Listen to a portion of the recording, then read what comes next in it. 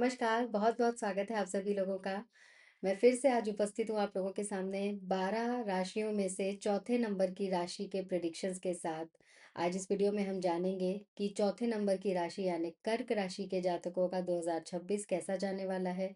नए साल में उनको कितनी खुशियाँ मिलने वाली हैं और कितने दुखों का सामना करना पड़ सकता है। तो वीडियो पर अंत तक ज़रूर बने रहें और जिन लोगों की भी कर्क राशि या कर्क लग्न है उनके साथ इस वीडियो को अवश्य ही शेयर कर दें। तो चलिए वीडियो को शुरू करते हैं। सबसे पहले हम ये जानेंगे कि कर्क राशि जो है उसका आधिपत्य कौन से ग्रह करते हैं। तो कर्क राशि का आधिपत्य करते हैं चंद्रदेव। चंद्रदेव जो ज्योतिष में बहुत ज़्यादा इम्पोर्टेंट, बहुत ज़्यादा महत्वपूर्ण ग्रह है। और चंद्रमा एक ऐसा ग्रह है जो सबसे ज़्यादा तेजी से राशि परिवर्तन करते हैं। इसलिए चंद्रमा का गोचर या चंद्रमा का राशि परिवर्तन हमारे जीवन में बहुत ज़्यादा इम्पोर्टेंट होता है, बहुत ज़्यादा प्रभाव छोड़ता है। और चंद्रमा को हमारी कुंडली में मन का कारक मानते हैं, माता का कारक मानते हैं और हमारी मानसिक स्थिति का कारक मानते हैं। कर्क राशि वालों की गोचर कुंडली की बात करें तो गुरु, जिनका गोचर अभी कर्क राशि वालों के 12वें भाव में हो रहा है, उनका गोचर 2 जून से 30 अक्टूबर तक लग्न भाव में हो जाएगा 2026 में। और उच्च का गोचर होगा जो आपके लिए शिक्षा, करियर और आध्यात्मिक क्षेत्र में उन्नति के लिए बहुत अच्छा साबित होगा, शुभ होगा। जबकि साल के अंत में केतु का लग्न में आना, जब केतु लग्न में आ जाएंगे तब थोड़ा चुनौती ला सकता है आपके लिए, तो उस समय पे आपको ध्यान रखना है। शनि देव पूरे साल मीन राशि में रहेंगे, आपके नवम भाव में रहेंगे और इससे आपके यात्रा, विदेश, स्वास्थ्य और रिश्तों पर थोड़ा प्रभाव पड़ेगा। क्योंकि इस समय राहु जो हैं वो भी दिसंबर में आपके शनि देव के साथ नवम भाव में आ जाएंगे। तो शनि राहु की युति बना देंगे, इसलिए आपको इस समय में थोड़ा ध्यान रखने की आवश्यकता रहेगी।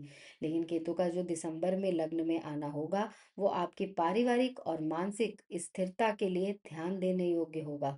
और खासकर छात्र जो हैं, जो इस राशि के छात्र हैं या इस लग्न के छात्र हैं, उन लोगों को एकाग्रता में थोड़ा परिवर्तन महसूस होगा।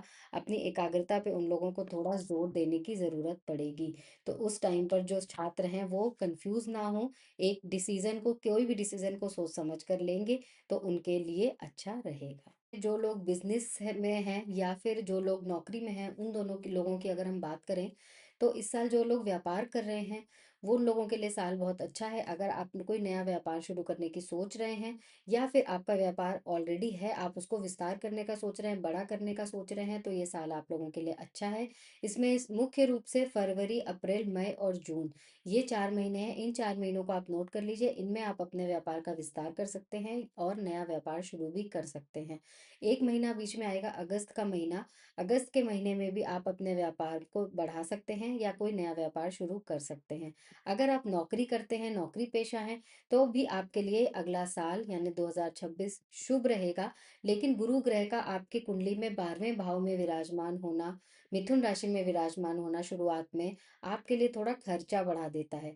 तो इसलिए आपको इस चीज़ का थोड़ा ध्यान रखना है। और राहु आपके अष्टम भाव में है, तो वहां से गुरु पर दृष्टि दे रहे हैं, इसलिए हो सकता है कई बार ऐसी स्थिति बने कि आपकी सेहत पर आपका पैसा खर्च हो। और अभी भी ऐसी स्थिति आपके जीवन में चल रही हो कि आपको बीमारियां हो रही हो, छोटी मोटी बीमारी भी हो सकती है, पेट से रिलेटेड बीमारी हो सकती है, इनमें आपके पैसे खर्च हो रहे हो। तो ये थोड़ा समय जून तक ऐसा है, तो आपको अपनी सेहत पर ध्यान देने की ज़रूरत जरूर अवश्य है।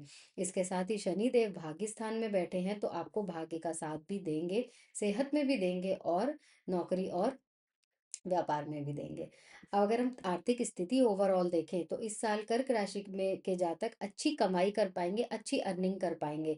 जैसा मैंने बताया कि फरवरी, अप्रैल, मई और जून और साथ में अगस्त, ये जो महीने हैं इनमें आप अच्छी कमाई कर सकते हैं। तो इधर पर आप थोड़ा ध्यान रखें।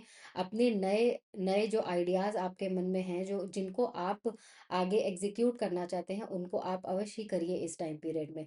धन आगमन के इससे आपके लिए नए मार्ग बनेंगे। इसके बाद फिर 13 नवंबर से 10 दिसंबर तक समय फिर से एक बार अच्छा आएगा। इस समय अगर आप विदेश यात्रा करने की सोच रहे थे तो इस समय में आप कर सकते हैं। साथ ही आप अपनी खुद की कोई प्रॉपर्टी लेने की अगर सोच रहे थे तो वो भी ले सकते हैं। कोई वाहन खरीदने की सोच रहे थे तो वाहन भी खरीद सकते हैं। तो काफी कुछ आप 2026 में कर सकते हैं।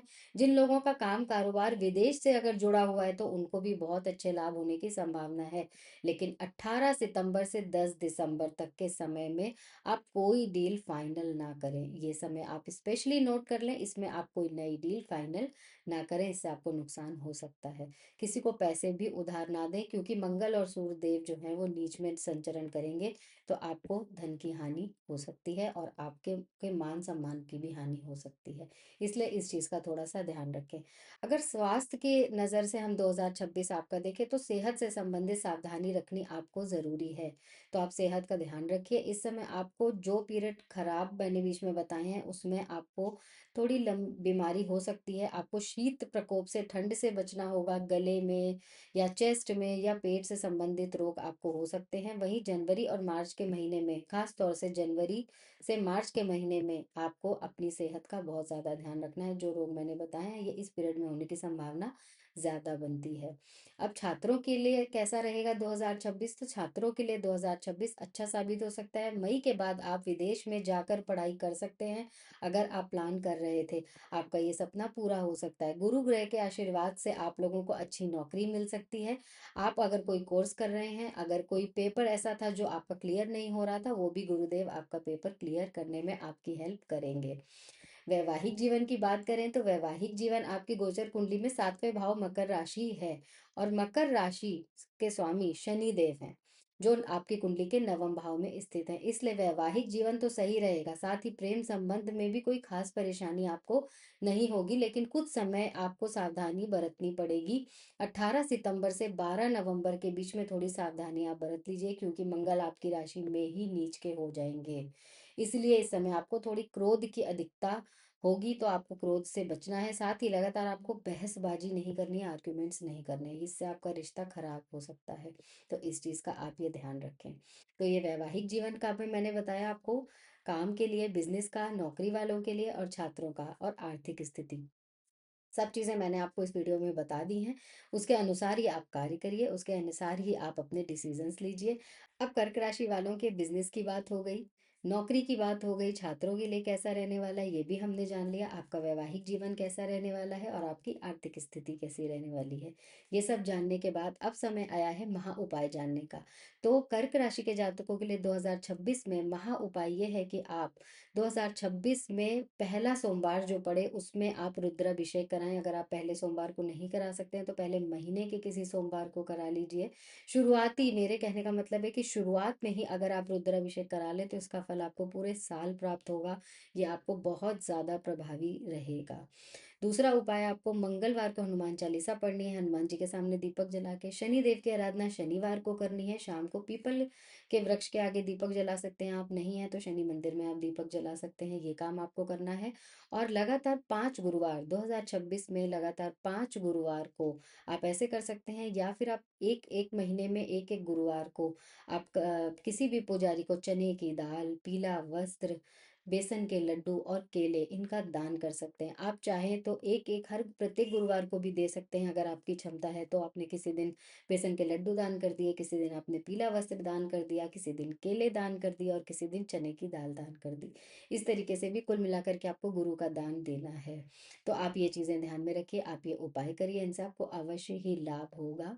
और अगर कोई आपको रेमेडी करने में कन्फ्यूज़न हो जाता है, तो आप मुझसे कमेंट में पूछ सकते हैं, मैं आपको रिप्लाई कर दूंगी। तो अब ये मैं वीडियो को विश्राम दे रही हूँ। अब मिलूंगी नेक्स्ट वीडियो में। कर्क के बाद हमारा नंबर आएगा सिंह राशि के जातकों के लिए, तो उनके प्रिडिक्शन साथ में लेकर मिलूंगी आपसे। मेरे साथ बने रहिए 12 राशियों तक के वीडियो में, और सबके साथ बराबर वीडियो को शेयर करती रहिए। मेरे चैनल को सब्सक्राइब करके मेरा और मोटिवेशन ऐसे ही बढ़ाते रहिए। मिलूंगी आपसे नेक्स्ट वीडियो में, तब तक के लिए मुझे आज्ञा दीजिए। नमस्कार।